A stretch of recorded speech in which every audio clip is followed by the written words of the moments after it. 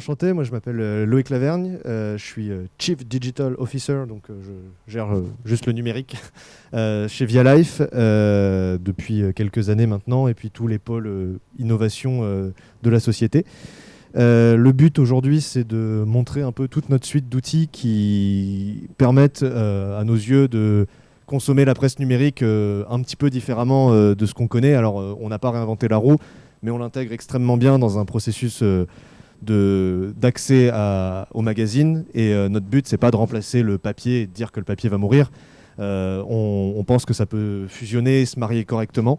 Mais il y a quelque chose à faire pour qu'on arrête de swiper un PDF sur un écran de 6 pouces. Parce que le tactile du print peut se retrouver en sensoriel d'une manière ou d'une autre dans le digital.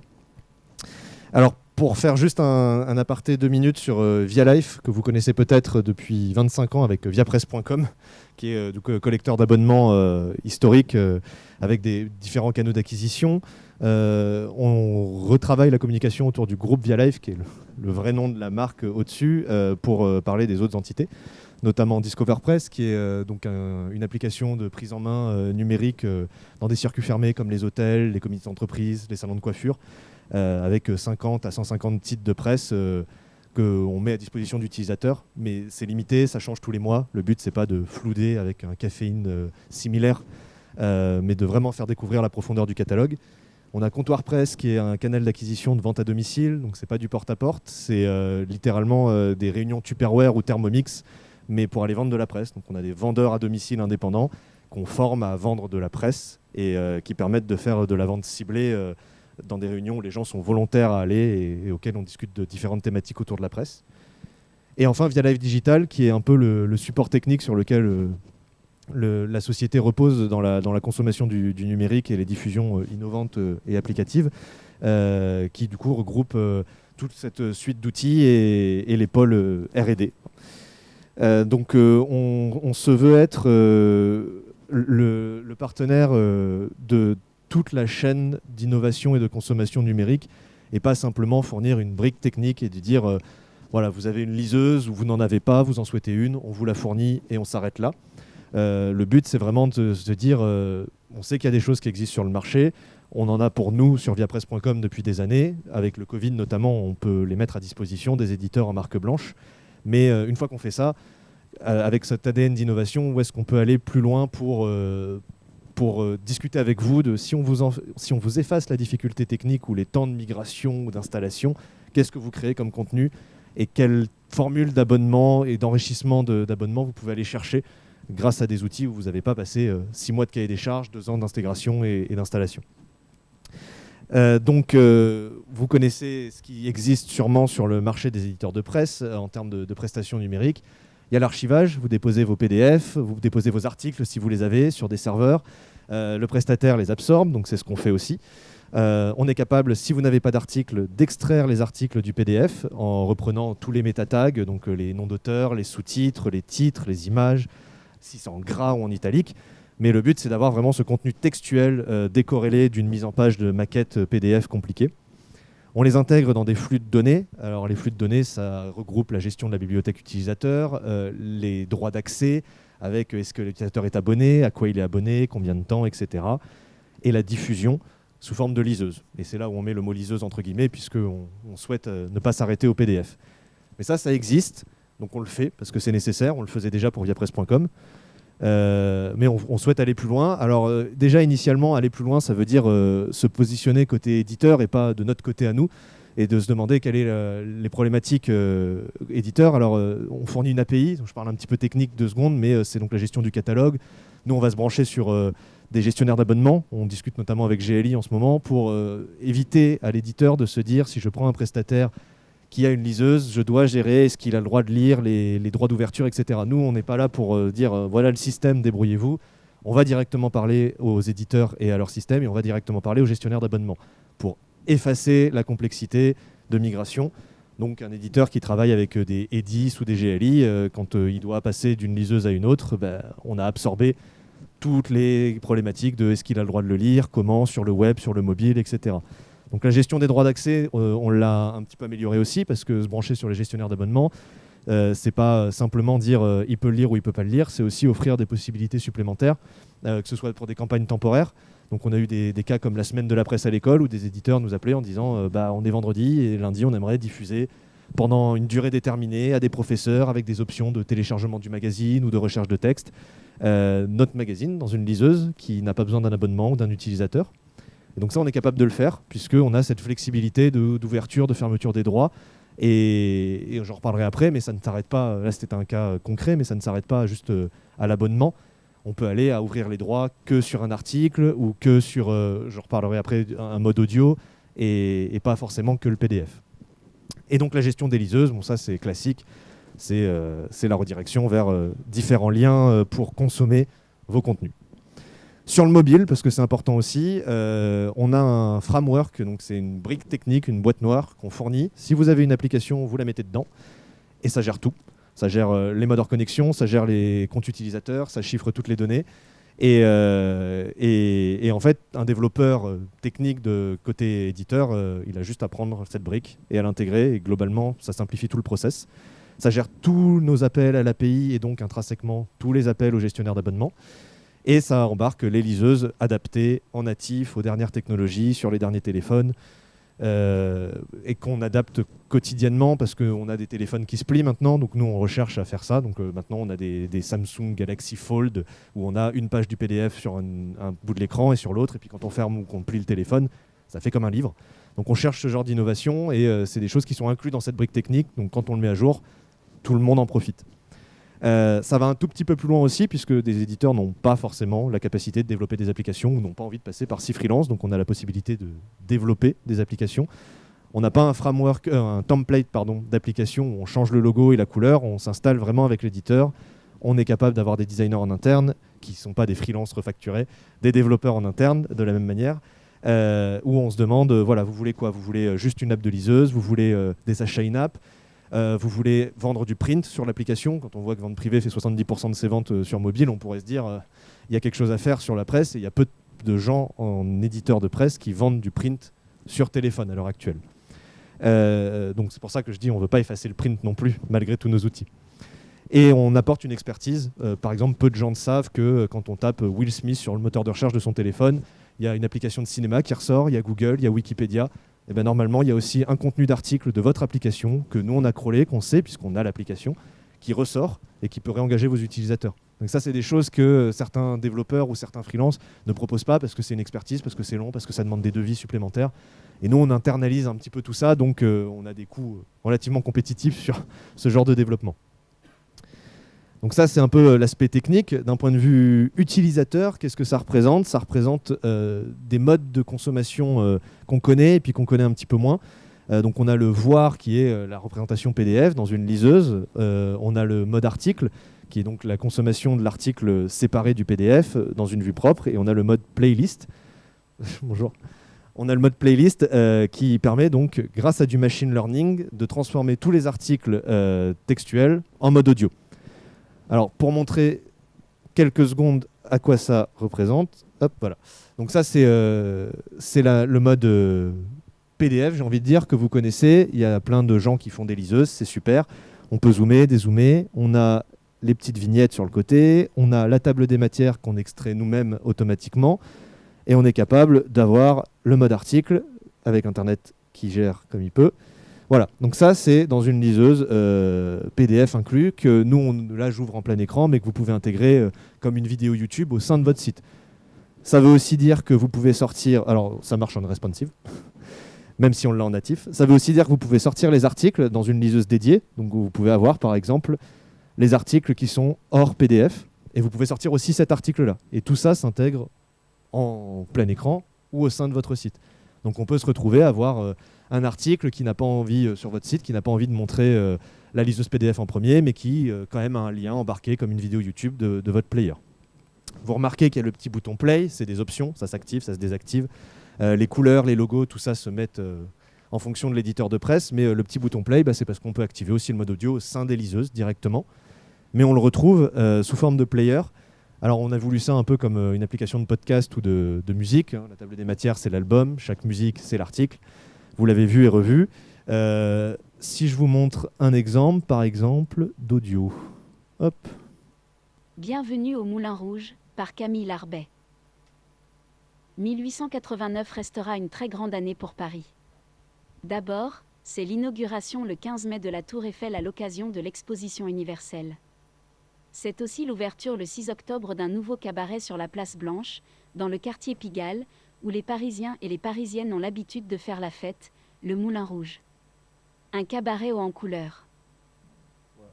Donc ça, c'est pour vous montrer un petit peu. Après, on pourra vous montrer plus en termes d'audio tout ce que ça représente. Mais l'idée, c'est que j'ai littéralement pris le PDF, mis dans la moulinette et il ressort de l'audio. Derrière ça, nous, on travaille avec différents titres de presse en termes de discussion de quels sont les besoins pour adapter cet audio avec des algorithmes. On a créé des profils de lecture. On ne lit pas une recette de cuisine comme on lit un article de dossier ou autre. Et là, c'est pur. C'est pris et sorti tel quel, mais si on signe avec un éditeur qui souhaite proposer de l'audio sur son site, on va discuter de c'est quel type d'article et donc on va y appliquer des profils de lecture différents, des ponctuations différentes. On est capable d'avoir des voix hommes, des voix femmes. On est capable de personnaliser la voix pour donner une chaleur différente à chaque titre de presse. Donc imaginez qu'un Paris Match et un L et un Society ne se lisent pas de la même manière. On est aussi capable d'avoir un mode interview. Parce qu'on a tagué différemment nos articles, on sait qu'il y a une personne qui pose une question, une personne qui y répond, avec des voix différentes donc, qui donne un peu plus de dynamisme. On est capable d'y intégrer des sons pour réengager l'utilisateur à l'écoute, parce qu'on sait qu'une application audio avec du long terme, même un audiobook, peut être fatigant à l'écoute. Et du coup, intrinsèquement, on est capable d'y mettre des annonces publicitaires pour certains éditeurs qui ont des annonceurs qui vous souhaitent faire similaire à du podcast. Donc il y a un mode de financement à réfléchir derrière. Pour la petite nouveauté qui est moins présentée habituellement, mais là que j'en profite, donc ça c'est un magazine Lire par exemple, qui a une table des matières, et dont on a passé une nouvelle moulinette, qu'on appelle Press Translate, parce qu'on adore les noms marketing, qui a traduit automatiquement tous les articles, et qui est capable de générer de l'audio en anglais. On en est au stade où la qualité de traduction est assez propre pour que certains nous disent on va engager un relecteur qui est capable de traiter ce qui sort, mais si c'est assez qualitatif, on le garde et on peut même envisager du print un jour. Donc c'est plutôt intéressant, si je vous fais écouter. The editorial by Baptiste Liger. When he published Sight de Verre in the mid-1980s, Paul Auster had no idea that the title of his novel would, one day in September 2001, take on a very special meaning. Many writers have spoken of the fall of the Twin Towers. But this tragedy should not obscure the history of the city. From Manhattan to the Bronx via Staten Island, New York has never ceased to inspire authors who have described its slums as its places of opulence.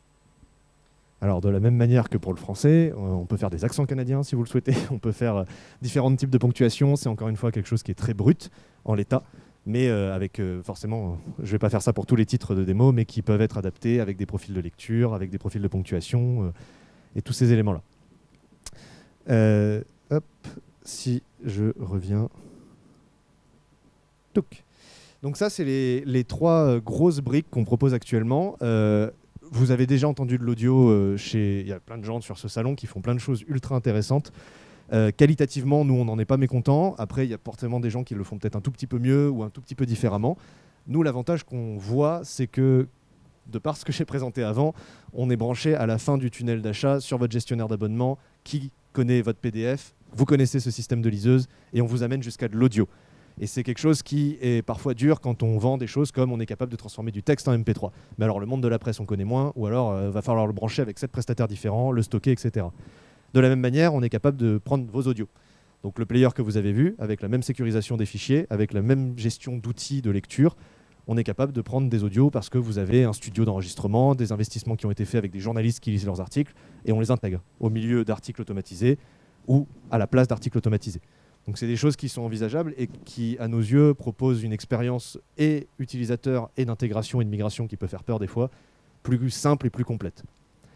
On n'a pas vocation à proposer ça et se dire bon ben voilà, on est cool, on fait des liseuses et s'arrêter là. Donc nous, notre but, c'est quand même de faire un peu bouger les choses, positivement ou pas. On n'est pas là pour vendre du gadget. On a vocation à aller chercher un peu juste des nouvelles manières de consommer, comme on est allé chercher de l'audio. Aujourd'hui, on fait des assistants vocaux, donc on branche l'audio que je vous ai fait écouter sur des Alexa, sur des Siri et des Google Assistants, avec cette idée que l'audio peut apporter une consommation de lecture intéressante sur des jeunes qui sont hyper actifs, sur des personnes plus âgées ou de l'accessibilité pour des personnes qui ont du mal à lire. Mais pourquoi l'arrêter sur une interface web ou une interface de mobile? On peut la brancher sur... actuellement, en France, ce qu'on entrevoit, c'est des petites enceintes, les petites boules qui ont dit Alexa, allume-toi, etc.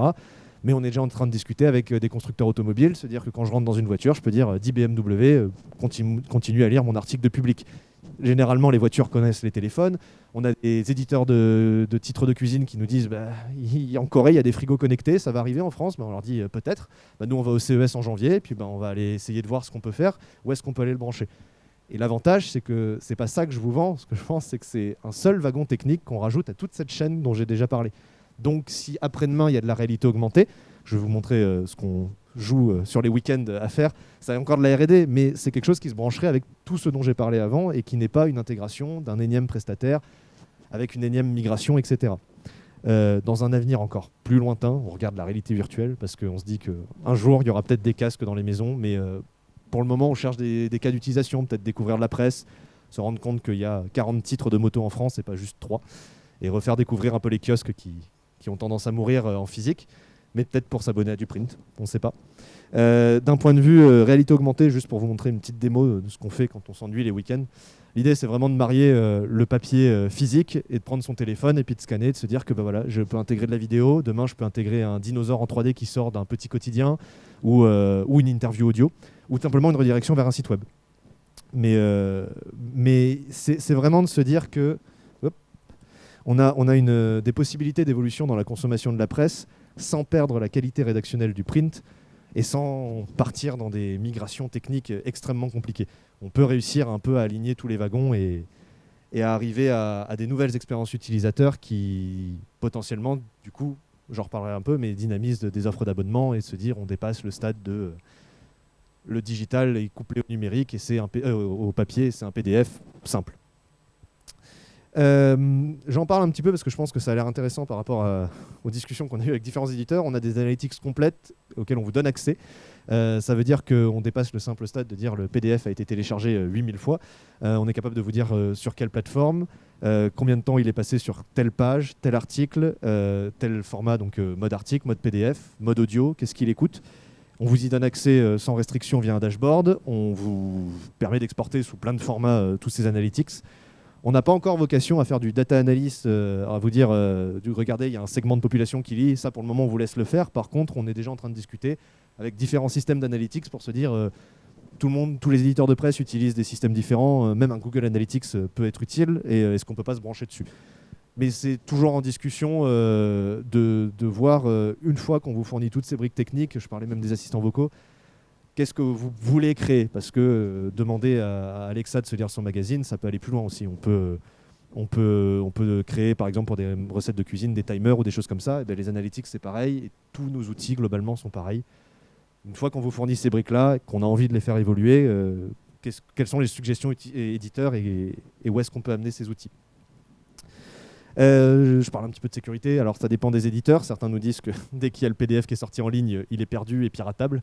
C'est possible. Nous, on essaye quand même d'embêter un peu tous les pirates. Donc, on chiffre toutes nos données. Nos liseuses sont pas inviolables parce que rien ne l'est, mais à part prendre un screenshot, c'est assez compliqué de télécharger les PDF. Pareil sur mobile, même si on route ses téléphones ou qu'on est un petit malin, un petit geek, on protège les contenus. Et ça nous semble important parce que même si le PDF peut être perdu dès que c'est mis en ligne, il y a des contenus audio maintenant, il y a des contenus articles, peut-être que demain il y aura des contenus 3D ou des contenus vidéo.